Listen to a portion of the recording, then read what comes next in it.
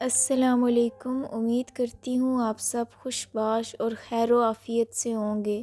اللہ آپ سب کا حامی و ناصر ہو۔ آج میں پھر حاضر ہوں آپ کے پاس ایک نئی کہانی کے ساتھ۔ گزارش ہے کہ کہانی کو آخر تک سنیں۔ امید کرتی ہوں کہ آپ کو یہ کہانی پسند آئے گی۔ چلتے ہیں کہانی کی طرف۔ وہ سر جھکائے لاش کے پاس بیٹھا تھا یا پھر ہوش کھو بیٹھا تھا۔ اچانک کسی نے دروازہ توڑا تو وہ ہوش کی دنیا میں واپس آیا۔ سامنے پولیس کے کچھ نوجوان انسپکٹر کے ساتھ کھڑے تھے۔ پولیس کو دیکھ کر وہ ہکا بکا رہ گیا۔ اچانک اس کی نظر اپنے ہاتھ پر پڑی جس میں اس نے چاقو پکڑا ہوا تھا، اور اس کے سامنے ہی اس کی بیوی کی لاش پڑی تھی، جسے دیکھ کر وہ چیخ پڑا، امیر، روبینہ اٹھو، کیا ہوا تمہیں؟ اٹھو روبینہ، یہ کیسے ہوا؟ بولو کچھ، بولتی کیوں نہیں؟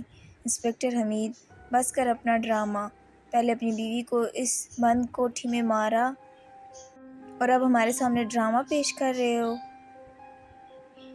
امیر روتے ہوئے، کیا کہہ رہے ہو آپ؟ میں اس سے پیار کرتا تھا، کیوں ماروں گا اسے؟ مجھے نہیں پتا میں کیسے آیا یہاں۔ انسپکٹر حمید، سپاہیوں لے جاؤ اسے تھانے میں، وہیں مار مار کر سیدھا کر لو، جب تک سچ نہیں بتائے مارتے رہو اسے۔ سپاہیوں نے اسے پکڑا، لیکن بار بار وہ روبینہ کے پاس جانے کی کوشش کر رہا تھا جو موت کی نیند سو رہی تھی۔ آخر پولیس والے اسے گھسیٹ کر تھانے لے گئے اور روبینہ کی لاش کو انہوں نے پوسٹ مارٹم کے لیے بھیج دیا۔ پولیس نے مار مار کے امیر کو لال کر دیا تھا، لیکن ابھی بھی وہ یہی کہہ رہا تھا کہ اس نے روبینہ کو نہیں مارا۔ سہیل نامی سپاہی انسپکٹر حمید کے آفس میں داخل ہوا۔ وہ گھبرایا ہوا تھا۔ انسپکٹر حمید، کیا ہوا؟ تم اتنے گھبرائے ہوئے کیوں ہو؟ سپاہی سر، اس کی آنکھیں سرخ انگار ہو گئی تھیں اور وہ اپنا سر گھما رہا تھا جیسے جھوم رہا تھا۔ اچانک اس کا جسم ہوا میں اٹھا اور وہ گر گیا۔ پھر اس نے خود کو دیوار میں مارنا شروع کر دیا۔ میں نے روکا تو اس نے میرا گلا پکڑ لیا۔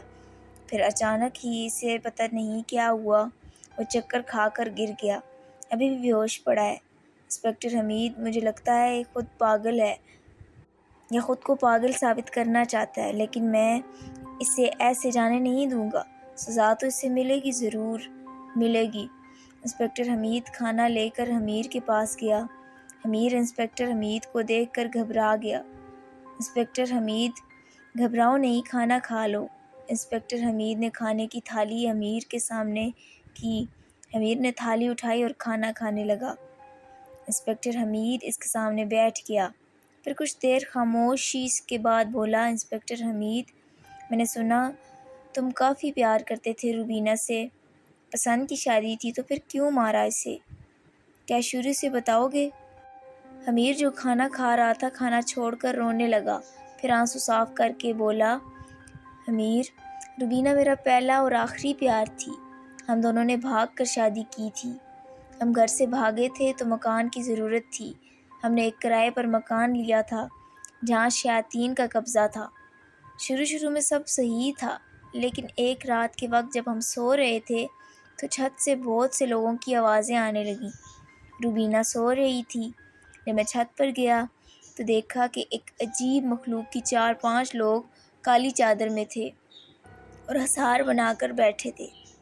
حصار کے بیچ میں 6 کونے والا تارا بنا ہوا تھا اور ان کے سامنے خون کے تھال رکھے ہوئے تھے۔ پھر وہاں کوئی آیا جو قد میں ان سب سے اونچا تھا، شاید ان کا سربراہ تھا۔ اس کے پیچھے 2 اور تھے جن کے ہاتھ میں گدھے اور بکرے کا سر تھا۔ انہوں نے اسے سامنے رکھا اور وہ بڑے قد والی مخلوق نے خون سے بھرا تھال اٹھایا اور منہ کے قریب کیا اور لمبی زبان نکال کر تھال سے تھوڑا خون چاٹا، پھر وہ خون اس بکرے اور گدھے کے سر پر گرا دیا۔ اس کے ایسا کرنے کے بعد باقیوں نے بھی ویسا ہی کیا۔ یہ سب دیکھتے ہی میں ہوش کھو بیٹھا اور میرے ہاتھ سے بند ٹارچ گر گئی اور ان لوگوں نے مجھے دیکھ لیا اور پھر سب میری طرف بڑھنے لگے۔ ان کے چہرے نہ انسان جیسے تھے نہ جانور جیسے، اور سب میری طرف بڑھ رہے تھے۔ اور پھر اچانک امیر کے چہرے پر خوف پھیل گیا اور وہ دیوار کی طرف دیکھنے لگا جیسے کوئی دیوار پر موجود ہے۔ انسپکٹر حمید نے جیسے ہی دیوار کی طرف دیکھا وہاں کوئی بھی نہیں تھا۔ انسپکٹر حمید: پھر کیا ہوا؟ امیر کچھ نہ بولا، لیکن اچانک ہی اس کا جسم ہوا میں اٹھنے لگا اور جیل کی چھت سے جا لگا اور تیزی سے نیچے گر گیا، جس سے اس کا چہرہ اور جسم بری طرح کچلا گیا اور وہ وہیں مر گیا۔ جب انسپکٹر حمید نے اپنی آنکھوں سے یہ دیکھا تو وہ وہیں ساکت ہو گئے اور چاروں طرف دیکھنے لگے، اسے کسی کی موجودگی کا احساس ہو رہا تھا۔ انسپکٹر حمید کا دل زور زور سے دھڑکنے لگا۔ جلدی سے جیل کے کمرے سے نکلے اور بری طرح کانپ رہے تھے، اس کے پسینے چھوٹ رہے تھے۔ سپاہیوں نے جب انسپکٹر حمید کی حالت دیکھی تو ان کی طرف بھاگے اور انہیں سنبھالا اور انہیں بٹھایا اور پانی دیا۔ سپاہی فہیم: کیا ہوا صاحب؟ آپ کو اچانک کیا ہو گیا؟ آج تک آپ کی ایسی حالت نہیں دیکھی میں نے۔ انسپکٹر حمید کچھ بول نہیں رہے تھے، بس تیز سانس لے رہے تھے۔ پھر اس نے اپنی انگلی سے ایک جیل روم کی طرف اشارہ کیا۔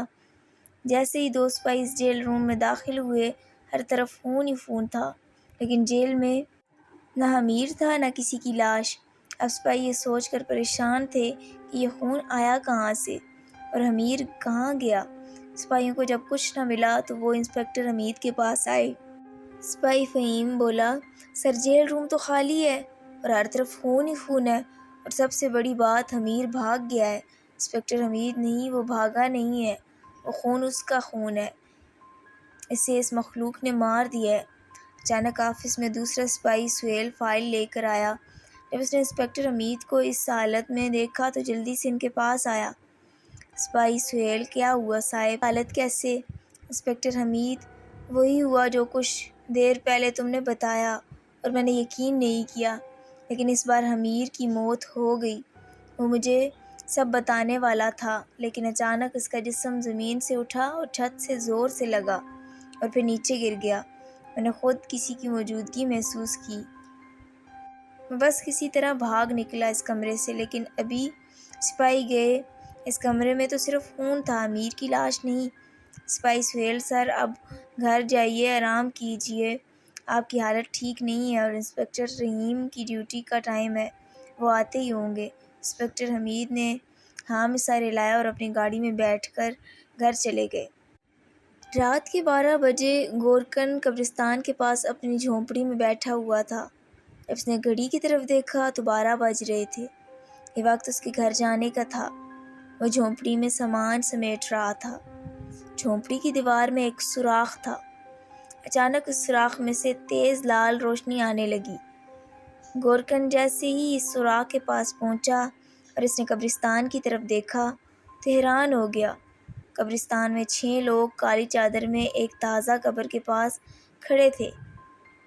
ان سب کا چہرہ اور جسم کالی چادر میں چھپا ہوا تھا اور قد عام انسان سے اونچا تھا۔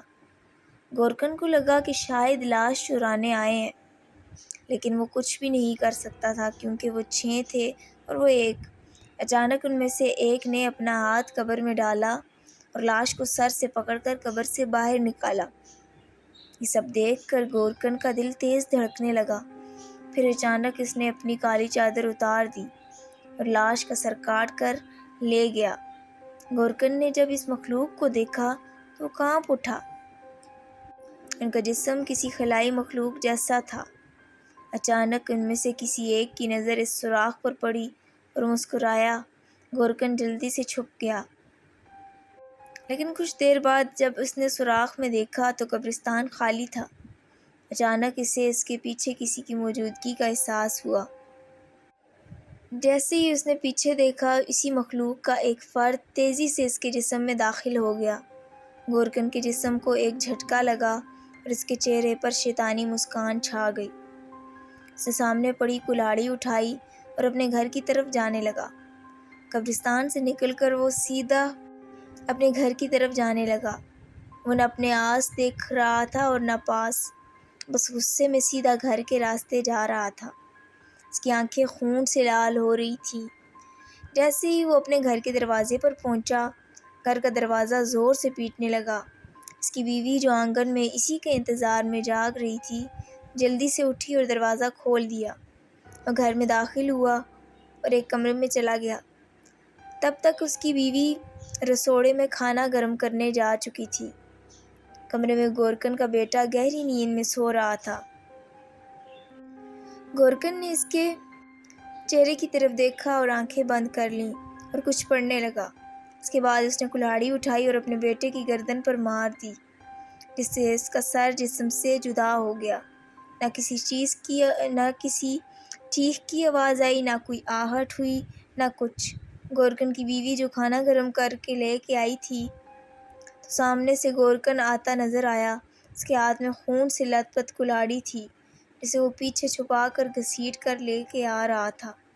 جیسے ہی اس نے اپنی بیوی کو دیکھا، اس کے سامنے کھڑا ہو گیا۔ گورکن کی بیوی، کھانا گرم ہو گیا ہے، چلو کمرے میں چل کر کھاتے ہیں۔ گورکن نے اسے دیکھا اور رک رک کر کہنے لگا، نہیں، تمہارے لیے کچھ لایا ہوں، اپنی آنکھیں بند کرو۔ گورکن کی بیوی نے جیسے ہی اپنی آنکھیں بند کی، گورکن اس کے بائیں طرف کھڑا ہو گیا اور ایک ہی کلاڑی کے وار سے اس کا سر تن سے جدا کر دیا۔ اس کا سر زمین پر آ گرا۔ اچانک گورکن کو چکر آ گیا اور وہ گر پڑا۔ اس کے جسم نے ایک جھٹکا لیا اور وہ شیطان اس کے جسم سے نکل گیا۔ اس نے گورکن کی بیوی اور اس کے بیٹے کا سر اٹھایا اور وہاں سے غائب ہو گیا۔ کچھ ہی پل میں وہ اپنے ساتھیوں کے پاس سنسان جنگل میں پہنچ گیا۔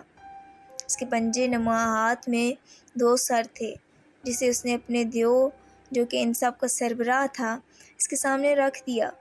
وہ دیو اٹھا اور اس نے زمین پر خون سے آثار بنایا اور پھر اس کے اندر 6 کونے والا ستارہ بنایا۔ پھر ہر ستارے کے کونے میں ایک موم بتی رکھ دی اور اس کے باہر بیٹھ گیا۔ اور اس کے بعد اس شیطانی مخلوق کے باقی لوگ بھی اس کے ساتھ بیٹھ گئے۔ وہ لوگ کسی عجیب زبان کا منتر پڑھ رہے تھے۔ پھر وہ لوگ خون کے تھال اٹھا کر باری باری ان سروں کے اوپر ڈال رہے تھے۔ شیطان کو خوش کرنے کی ان کی پوری کوشش جاری تھی۔ اگلے دن صبح جب گورکن کو ہوش آیا تو اپنے گھر میں نہیں، تھانے میں تھا۔ اسے کچھ بھی یاد نہیں تھا، بس سر میں شدید درد تھا۔ ایک سپاہی آیا اور اسے دیکھ کر انسپکٹر حمید کے پاس چلا گیا۔ سپاہی سر، اس مجرم کو ہوش آ گیا، لیکن لگتا ہے صحیح طرح ہوش نہیں آیا اس سے۔ انسپکٹر حمید، میں دیکھتا ہوں اسے، ابھی میں اس سے ملنے جا رہا ہوں۔ تم ایسا کرو کہ 2 کپ چائے کا آرڈر دے دو۔ انسپکٹر حمید جیل کے اس کمرے میں داخل ہوا جہاں گورکن تھا۔ گورکن انسپکٹر حمید کو دیکھ کر پریشان ہو گیا۔ انسپکٹر حمید، ہاں تو گورکن جی، نام کیا ہے آپ کا؟ گورکن، سعید۔ انسپکٹر حمید، اچھا تو سعید صاحب، کب سے قبروں کا کام کر رہے ہو؟ گورکن، 10 سال ہو گئے ہیں، کہیں کام نہیں ملا تو بس۔ انسپکٹر حمید، اور کتنا وقت قبرستان میں رہتے ہو اور دن میں کتنا کماتے ہو؟ گورکن، صبح 8 سے لے کر 12 تک، پھر 2 سے لے کر 2 بجے تک، اور دن میں 500 یا 1000 مل جاتے ہیں، لیکن کبھی کبھی تو خالی ہاتھ لوٹ آتا ہوں۔ انسپکٹر حمید، تو اب بتاؤ، تم ایک غریب آدمی ہو، تم نے ایسا جرم کیا کیوں؟ گورکن، کیسا جرم؟ مجھے تو یہ بھی نہیں پتا کہ مجھے کس جرم میں آپ لوگ اٹھا لائے ہیں۔ انسپکٹر حمید، زیادہ بھولے مت بنو، بتاؤ تم نے اپنی بیوی اور پھول جیسے بچے کو کیوں مارا؟ اور مارا تو مارا، ان کا سر تک کاٹ دیا، ایسا بھی کیا؟ اور تمہاری ایسی بھی کیا دشمنی تھی کہ ان کو اتنی بے رحمی سے مار دیا تم نے؟ گورکن، یہ کیا کہہ رہے ہیں آپ؟ کیا ہوا میری بیوی اور بچے کو؟ بتائیں نا، کیا ہوا ہے ان کو؟ انسپکٹر حمید نے اسے زور سے تھپڑ مارا اور وہ دیوار میں جا لگا۔ انسپکٹر حمید، جب تک منہ نہیں کھولو گے تب تک تمہیں پولیس والے جانور کی طرح ماریں گے۔ یاد رکھنا، تم مر بھی گئے تب بھی تمہیں کوئی نہیں چھوڑے گا، اس لیے بتا دو جو سچائی ہے۔ رات پھر آؤں گا میں، اور یاد رکھنا سب ثبوت تمہارے خلاف ہیں، اس لیے ایک جھوٹ تمہیں پھانسی کے قریب لا سکتا ہے، تو چالاکی کی کوشش بھی مت کرنا۔ انسپکٹر حمید نے 2 پولیس والوں کو اس جیل کے کمرے میں بھیجا جن کے ہاتھ میں لوہے کی تار تھی، اور خود اس کمرے سے باہر نکل گئے۔ زید نامی پولیس والا جیل روم میں داخل ہوا جس کے ہاتھ میں لوہے کی تار تھی۔ اس نے گورکن کو لوہے کی تار سے مار مار کر لال کر دیا، لیکن وہ ابھی بھی یہی کہہ رہا تھا کہ اس نے اپنی بیوی کو اور بچے کو نہیں مارا۔ آخر اس گورکن کی حالت زندہ لاش جیسی ہو گئی۔ تب جا کر اس پولیس والے نے اسے چھوڑا۔ وہ پولیس والا سیدھا انسپکٹر حمید کے پاس گیا اور اسے کہا کہ میں نے اسے بہت بے دردی سے مارا۔ اتنے میں تو کوئی بھی خطرناک قیدی منہ کھول لیتا ہے، لیکن گورکن ابھی بھی ماننے کو تیار نہیں ہے۔ آخر انسپکٹر حمید سوچ میں پڑ گیا۔ تبھی سپاہی سہیل دوڑتا ہوا انسپکٹر حمید کے پاس پہنچا۔ اس کے کپڑے خون سے لال ہو رہے تھے۔ انسپکٹر حمید اسے اس طرح دیکھ کر چونک گئے۔ انسپکٹر حمید، کیا ہوا؟ تم اس طرح کیوں دوڑ رہے ہو اور یہ خون؟ سپاہی سہیل، سر وہ گورکن بے گناہ ہے۔ انسپکٹر حمید، یہ کیا کہہ رہے ہو تم؟ سپاہی سہیل، سر کیونکہ گورکن سعید بھی امیر کی طرح مارا گیا ہے۔ سپاہی زید، یہ کیا کہہ رہے ہو؟ میں نے اسے اتنا بھی نہیں مارا تھا کہ وہ مر جائے۔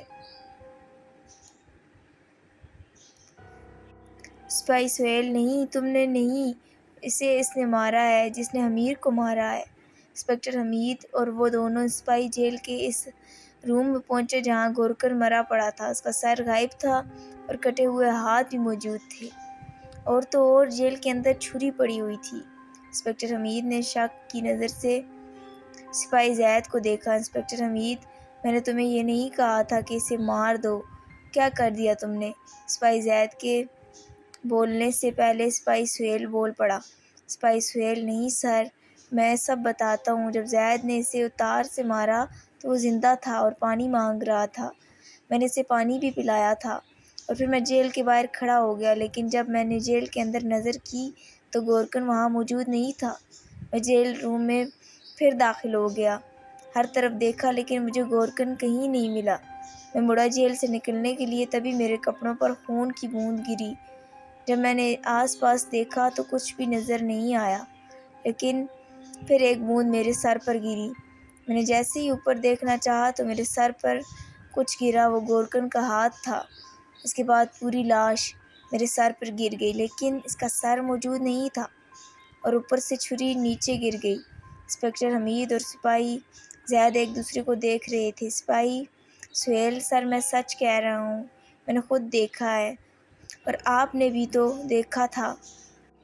امیر کی موت کیسے ہوئی، اور وہ بھی اسی روم میں؟ انسپکٹر حمید، ہاں میں مانتا ہوں، اور یہ بھی جانتا ہوں کہ یہ تم نے نہیں کیا، لیکن یہ بات ہم مانتے ہیں، لیکن کوئی اور نہیں مانے گا۔ عدالت ثبوت مانگتی ہے۔ سپاہی سہیل، تو کیا مطلب؟ اب کیا ہوگا؟ میں تو بے وجہ پھنس گیا۔ آخر یہ مخلوق کیا چاہتی ہے؟ کیوں ہم انسانوں کو پھنسا رہی ہے؟ سپاہی سہیل رونے لگا۔ انسپکٹر حمید، یہ رونے کا وقت نہیں ہے۔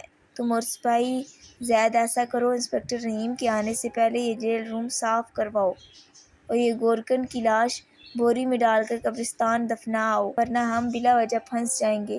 پھر ہم لوگ اعلان کروا دیں گے کہ مجرم فرار ہو گیا ہے۔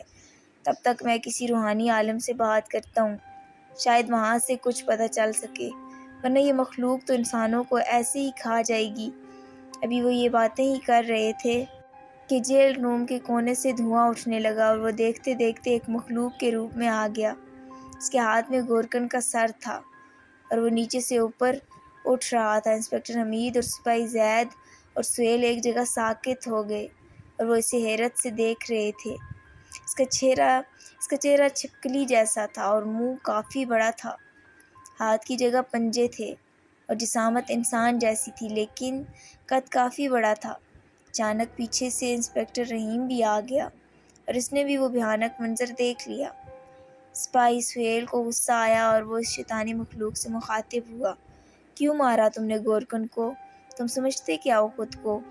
کیوں پھنسایا مجھے؟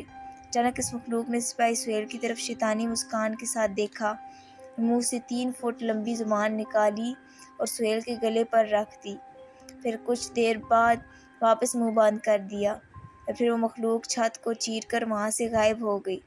اچانک سپاہی زید چیخنے لگا۔ انسپکٹر رحیم اور حمید اس کی طرف دیکھنے لگے تو اس نے سپاہی سہیل کی طرف اشارہ کیا۔ جب انہوں نے اس طرف دیکھا تو سہیل کا گال، جس پر اس مخلوق نے زبان رکھی تھی، وہ پگھل رہا تھا اور آہستہ آہستہ اس کا سارا منہ اور جسم پگھلنے لگا۔ زید اس کی طرف بڑھ رہا تھا تو انسپکٹر حمید نے اسے روکا۔ انسپکٹر حمید، ہاتھ مت لگانا اسے، ورنہ تم بھی پگھل جاؤ گے۔ انسپکٹر حمید اور زید کی آنکھوں میں آنسو تھے اور انسپکٹر رحیم جو پیچھے کھڑے سب دیکھ رہے تھے۔ آخر سہیل کی موت دیکھ کر اس کی بھی آنکھیں بھر آئیں۔ انسپکٹر حمید اور سپاہی زید جیل سے نکلے تو سامنے انسپکٹر رحیم کو پایا۔ انسپکٹر حمید سر آپ؟ انسپکٹر رحیم ہاں میں نے سب دیکھ لیا، اب کچھ چھپانے کی ضرورت نہیں ہے تم لوگوں کو، مجھے سب سچ بتا سکتے ہو۔ اور انسپکٹر حمید نے شروع سے آخر تک انسپکٹر رحیم کو ساری بات بتا دی۔ انسپکٹر حمید اور رحیم یہ بات کر ہی رہے تھے کہ سپاہی زید نے انہیں جیل کی طرف اشارہ کیا جہاں پر گورکن کی لاش تھی اور ہر جگہ خون ہی بکھیرا ہوا تھا۔ وہاں اب کوئی بھی نشان نہیں تھا، نہ کوئی لاش تھی، نہ چھری، نہ کچھ۔ سپاہی زید سر پکڑ کر بیٹھ گیا۔ انسپکٹر رحیم نے سپاہی زید کو اٹھایا اور اسے گھر جانے کو کہا۔ پھر انسپکٹر رحیم انسپکٹر حمید کو لے کر اپنے فارم ہاؤس چلے گئے۔ انسپکٹر حمید ہم کہاں جا رہے ہیں سر؟ انسپکٹر رحیم میرے فارم ہاؤس، کچھ باتیں ہیں جو پولیس اسٹیشن میں نہیں کر سکتے ہیں ہم۔ جیسے ہی وہ فارم ہاؤس پہنچے انسپکٹر رحیم اسے ایک کمرے میں لے گئے اور ملازموں کو کھانے اور چائے کا آرڈر دیا۔ انسپکٹر رحیم اب جو میں کہنے والا ہوں غور سے سنو۔ ہمارے پولیس اسٹیشن پر اس مخلوق کا قبضہ ہے۔ جیسے تم نے کہا کہ ہم جب بھی اس شیاطینی مخلوق کے قریب پہنچتے ہیں یا کوئی بھی گواہ مل جاتا ہے تو وہ اسے مار دیتی ہے یا غائب کر دیتی ہے، اس لیے کچھ بھی ہو جائے ہم اس کیس کو وہاں ڈسکس نہیں کریں گے اور اس جیل روم کو ہمیشہ کے لیے بند کروا دیتے ہیں۔ انسپکٹر حمید ہاں یہ بات تو آپ صحیح کہہ رہے ہیں سر، لیکن باقی لوگوں کا کیا جنہیں وہ قابو کرتے ہیں اور ان سے قتل کروا دیتے ہیں؟ انسپکٹر رحیم آج کے آج ہم لوگ اعلان کروا دیتے ہیں کہ شہر میں کوئی غیر مخلوق آ گئی ہے، کوئی بھی رات کو 9 کے بعد گھر سے نہ نکلے اور اگر جلدی ہو سکے پولیس کو فون کرے۔ لیکن اب بات یہ ہے کہ اسے پکڑیں گے کیسے؟ انسپکٹر حمید سر یاد آیا امیر نے مرتے وقت کہا تھا کہ اس نے سب سے پہلے ان کو رات کے وقت اپنی چھت پر دیکھا تھا اور وہ مکان کافی سالوں سے بند تھا، پھر اسے وہ مکان کرائے پر مل گیا۔ اس نے یہ بھی کہا تھا کہ وہ اس گھر میں کافی وقت رہا لیکن جب اس نے ان کو دیکھا تب اس کی بیوی ماری گئی تھی۔ انسپکٹر رحیم تو بس تیار ہو جاؤ، چائے کے بعد ہم لوگ وہاں جائیں گے اس گھر میں، آخر پتہ تو چلے اس گھر کا راز۔ انسپکٹر حمید اور رحیم امیر کے گھر کے سامنے کھڑے تھے۔